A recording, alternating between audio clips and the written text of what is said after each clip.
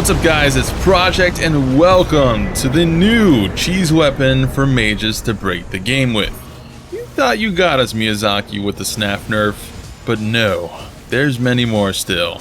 This is actually not new, as I had planned to use Astel's wing since my moonveil build video more than a week ago, but because of the Snaf nerf and testing all the int related weapons, I gotta give the Snaffies a strong replacement, and this is better than Star Scourge, better than Moonlight Greatsword lol, and well, arguably better than Moonveil, at least PvE wise. So with this build, not only will you get strong sorceries, because we get 68 int for Dark Moon, but you also get a better stagger spam weapon than Moonveil is now. After patch 1.03, Moonveil got nerfed where its posture damage was reduced. But guess who got overlooked?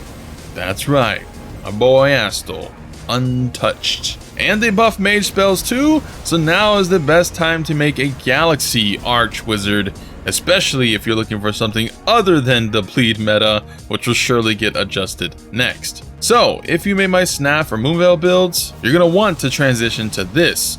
All the footage you see is on New Game Plus, so your second journey. Now that we washed our hands clean of Snaf, it is time to consume the next galaxy. So let the build begin. Welcome to the Galaxy Eater. It is an int-based build that can be mostly put together by the start of endgame. So not an early game build at all. However, you can use my Moonveil video guide to get you an OP Moonveil early till you can put together this setup. For the class type, Astrologer or Prisoner are best in slot, but let's cover the weapons, what makes the build what it is. I tested a lot of weapons, a lot of skills, and nothing came close to these two still, for intelligence anyhow, as far as DPS and coverage. There's a lot of weapons in the game that have decent damage, like the Death Poker. The Ghost Flame attack is pretty strong, but it's just too slow to get off your attacks reliably against the end game bosses who attack pretty much non-stop. So that's where the Wing of Astel comes in. It is a lootable item in the Ainzel River, in a chest in the same room one of those Astel wannabes shoots stones at you. In order to get to this area, you will have to do Randy's quest, so basically after beating Loretta, you can start your journey to get it.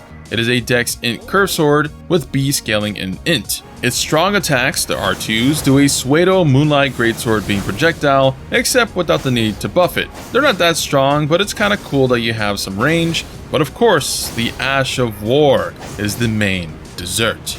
Nebula tosses out pretty sparkle dust that explodes. Michael Bay loves this skill.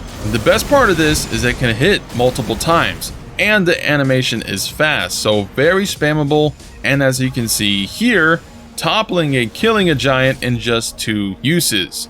Whereas Moonveil takes about 3 to topple it with its Ash of War and doesn't even kill it. So yeah, Wing is busted. Now, because of our stats, you can use Moonveil as well. So basically, this is my Moonveil build finished, except refugee Snaffies can also play it. Now, I haven't tested Astel in PvP yet, but obviously Moonveil is strong in PvP, so if you wanted to PvP, you can slap Moonveil on here and you're good to go. No changes needed. The second weapon is also Astel's, the Bastard's Stars. This is Astel's boss weapon from Remembrance, and I would say it's worse than Wing, but better in some situations. It is a flail weapon that has a similar Ash of War, except it's a 360 Nebula Exploder, and you get extra damage from the swing in. While the Wing is much stronger for posture breaking and DPS, Wing's forward range is very limited, whereas this one can gain you some distance and cover your back. And the best part is, even if you're interrupted mid-animation, your nukes tend to still come out and deal damage. So a problem with Snaf was you had to do the full animation in order to do anything. With this one, you only need the first 2 seconds of the animation to be able to still do damage, so a super nice effect. So I think both in the build seems like a great way to tackle multiple situations and provide mix-ups in PvP too. Example, you can posture break with Wing and then swap to Bastards for big damage safely. In PvP, if someone tries to dodge behind your Wing's explosions, you can switch and then hit them with the 360 no-scope Stars of Oblivion. So the more options, the better. We will not have a repeat of Snaf where if it's nerfed, the entire build breaks. So no more of that. We're gonna have multiple options now. However, you can replace this with moonveil if you find it to be too similar to wing and prefer a more instant damage dealer, as both the Astel weapons can still leave you open to attack due to their delayed explosions. For our staff, we are using the Carrion Regal Scepter, Renala's boss weapon, and she is located in the southern Raylocaria here, which also allows you to respec after beating her. But this thing requires 60 int and is basically best in slot as it doesn't have a downside like loose sats. FP is precious, and being able to use more spells or spam nebulas more is crucial. So yeah, staff, cast spells with, pretty simple. And your last weapon is the Serpent's God Curve Sword, which pairs with Astel for that sweet Curve Sword power stance moveset. This sword is unique in that you'll gain life whenever you slay an enemy, even if you don't kill with it directly. And yes, that means for your spells as well. A grasshopper dies, you gain life. A rat dies, you gain life. Godfrey dies, you gain life, just a little bit though. Now with it, you have two routes. You can put Golden Vow on it, which essentially gives you the Faith Incantation effect, except you don't need 25 Faith to use it, and it can be attained super early here by killing this rando knight on a horse. But this affects all melee damage and provides some damage negation. The effect lasts for 45 seconds, and the boost is about a 10% damage increase, and you can swap out it and still have the effect in place. However, I encountered a bug. If you use Golden Vow and then use Astel's Wing, your explosions will deal 0 damage. I don't know why this is happening specifically to Wing, but yeah, super weird. And more weird is the posture damage adds up from your skill still, so a single strike after a couple of casts will buckle the enemy instantly. But for some reason it does affect Bastard Star, so increasing your damage a lot. So this makes stars competitive with Wing as the damage boost is great, but because it's a buff, you'll be unable to use Astels for damage for 45 seconds, so kind of not good. So ultimately, the second route is better for general play with the Wing, and you gain more survivability. We slap Bloodhound Step on it with cold scaling, so you can two-hand it when you need to dodge, and you gain Frostbite if you want to use the Curve Sword moveset Power Stance to save mana against lone scrubs that dare challenge a space god. You can find the Serpent Sword here at Ruin's Precipice. You go up the lift, and then up the ladder past the first singing waifu, you'll start to see small Squidwards. Climb up the next ladder after them, and going over here is where the sword is at, right behind a giant squid. Good luck, just run and get it. For armor, you have to use these pieces almost exactly. Renala's Crown, you can buy from the Remembrance Hag in the Round Table after beating Renala. Veteran's Armor is gotten from beating Commander Nail in the first snow map, found in Castle Soul here. The gloves are Roger's gloves gotten from his questline, which his whole set increases weapon skill damage, but just the gloves will do for now because we like defense. And the legs are Blides, which you can get from Ranni's/Blides quest after you cuck them. Together, this gives you 52 poise in combination with my talismans and enough low to use the 4 weapons I have. So again, no fashion souls here if you want the poise.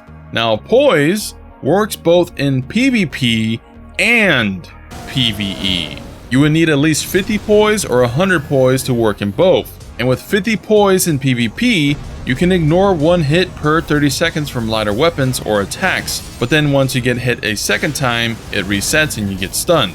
So essentially, you can hyper armor once every other attack or spell. So a little glintstone pebble, for example, is not gonna rock your shit. This applies to PvE too. Those mage guys in Raylocaria, you can ignore every other hit, which helps you get your attacks or spells out better too, as they're not going to be interrupted so easily. So poise is definitely underrated for PvE usefulness. But moving to Talismans, Erdtree's Favor +2. This provides life, stamina, and equip load, enough for us to still medium roll. You could probably get by with the +1 version as well, and maybe even the base one, found in the early unlockable chariot stage at the start of the game, if you don't mind not having the poise yet. But level 2 can only be gotten after beating Malekith. Starting from the Forbidden Lands waypoint, head back up the main lift, go towards the western exit, and across the bridge will be another lift. Once down, outside there will be a sandpit with a ulcerated tree spirit, and exactly right here on this little branch thing is the legendary Talisman. Next, we got Shard of Alexander. Basically, you gotta do all of Alexander's quests and find him in Farum Azula to win his innards. Yuck. The third talisman is, of course, Radagon Soar Seal. I've covered this enough on my videos, so just watch my moonveil vid if you want the exact location. And the fourth is your flex slot, but Ritual Sword is blessed slot for damage, as it's an overall damage increase, meaning it'll increase your spells too when at max HP. I know it says attack, but it's more than that. This talisman is gotten from beating the Demi Queen in Lux Ruins near the Erdtree Gazing Hill Grace in Altus Plateau.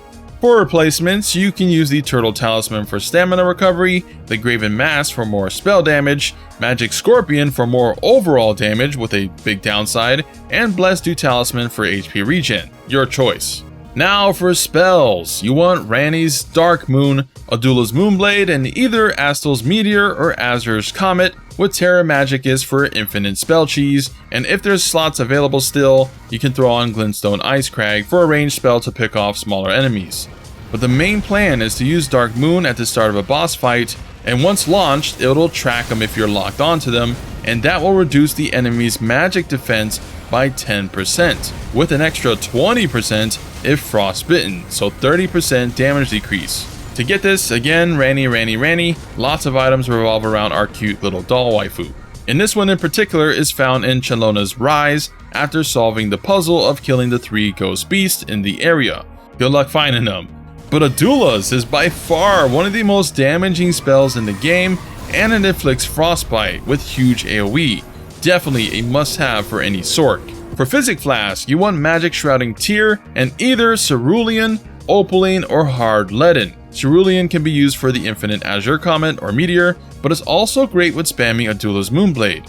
And Shrouding increases your magic damage overall, which also affects Nebula as it's a magical attack, which, speaking of Nebula, scales off int and dex. Hard Leaden is great for PvP, where it basically gives you infinite hyper armor for a few seconds against standard attacks. But big slams and such will still affect you, or at least it didn't prevent a Troll's attack, for example, in PvE. For spirits, you want Tiche with this one, as the damage over time effect is great, and Mimic doesn't really do that well with the with the wings, so yeah, Tiche it is. And finally, stats. Again, class is Astro or Prisoner, and here are the stats with all these stuff on. 1900 health, so basically on par with a 60 vigor character. 26 mind for summoning Tiche and more FP obviously. 23 endurance for equip load. 15, 22 for the weapons, and 68 for Ranni's Dark Moon, int, and nothing else. So that is with everything on. Now, with everything off, these are the stats you need to copy when respeccing, as this excludes the add-ons and so does the respec menu. So all of this adds up to soul level 125, which is my preferred meta I'll keep characters at. I think 150 is too high, but by all means, choose your meta slot you want to participate in, which meta is for duels. So if you just want to use this build for PvE, then sky's the limit, but 50 dex and 80 int will be the goal for around level 200, with more mind afterwards for casting. And I guess for great runes, Godric's will be the best for damage, or you can use Rykard's for the extra lifesteal, which is pretty substantial with the Snake Sword. But yeah, that is the new OP build to make. It's also a ton of fun to play. Honestly, the build is perfect, and I really enjoyed min-maxing it. You got range, you got AoE, you got posture damage, you got some PvP potential, so moonveil and snaffers, this is the next build to make. If you haven't already committed to a bleed build yet, which speaking of is my next build I plan to make. After that, there's a really cool weapon type related Ash of War I tried out that was super fun that I haven't really seen anyone use. So I want to make something around that. I can also respec this Astro for a strength/int Star Scourge build. I want to make a Black Flame build, Blasphemous build. All types of builds are coming your way now that I finally beat the game like 3 weeks later. So thanks and no thanks to Snaf. I had to put it out of its misery at Godfrey. Still one of the best weapons in the game early on, at least with my video that required minimal if any combat. But you know, by the snow area, you definitely want something else. So if you enjoyed the video, please give the video a like. It helps me out. I have a Discord if you guys weren't aware. You can join it if you want to talk with people about Elden Ring. Link in the description. Sometimes I respond as well. But for YouTube, comment down below if you're going to rock this build now, or will you take the path of blood? Or what build have you found the most fun to play so far in Elden Ring? Let me know down below. And if you want to see more builds like this, then subscribe and hit the noti for more Elden Ring epicness.